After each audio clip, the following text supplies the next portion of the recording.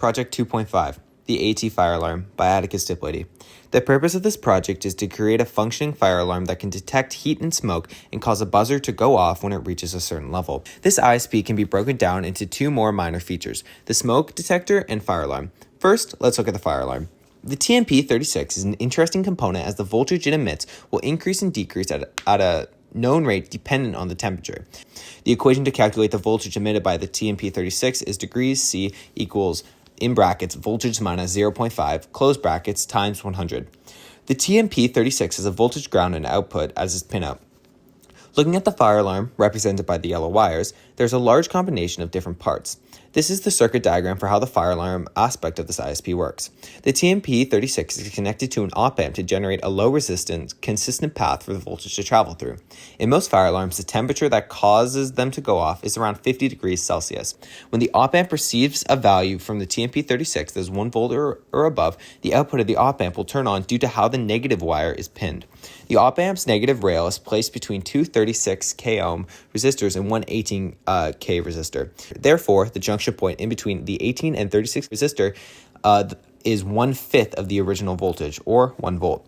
The op-amp's output is then connected through a diode and a 10k fixed resistor into the base of the first transistor as the capacitor starts to charge. This is so the circuit stays on for a bit more once it is disconnected from power. Since the 3906 is a transistor that requires a ground connection from the collector and emitter to be tied together, once the base of the 3904 receives power, it provides a ground path, causing the 3906 to turn on, providing a positive voltage to the reset pin on the 555 because that pin is active low. The output of the first 555 using this circuit is then connected to the base pin of another 3904 transistor. The second 555 is what drives the circuit to make an alarm noise. The positive pin on the buzzer is then connected into a single-pole double-throw slide switch, which, when flipped, gives power to the buzzer. After the buzzer has been supplied with a positive voltage, the negative terminal of the buzzer is then connected to the collector pin of a 3904 transistor. This means that when a positive charge is added to the base pin of the 3904, the transistor will open. Connecting the base pin to the 555 timer is vital in making the buzzer make an on and off noise due to its square waves, which sounds like this. The smoke detector aspect of this project is quite different and is created using green wires. The MQ2's pinout is 1 voltage pin, 1 ground pin, and 2 output pins. The digital output starts high and becomes low in the presence of gas. This makes the presence of gas appear as half a square wave. The analog output starts by emitting a low voltage and slowly increases its voltage emission depending on the smoke levels detected.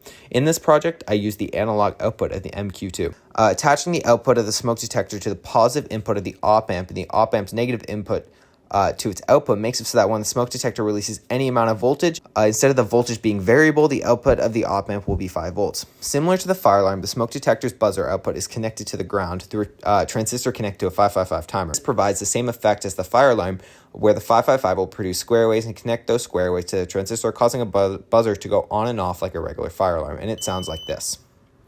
There are other ways you can extend this project, but I focused on making it so the smoke levels are detected, read, and then displayed on a bar graph through the use of an LM3915 chip such as this. Thank you for taking the time to listen to this description of the AT fire alarm.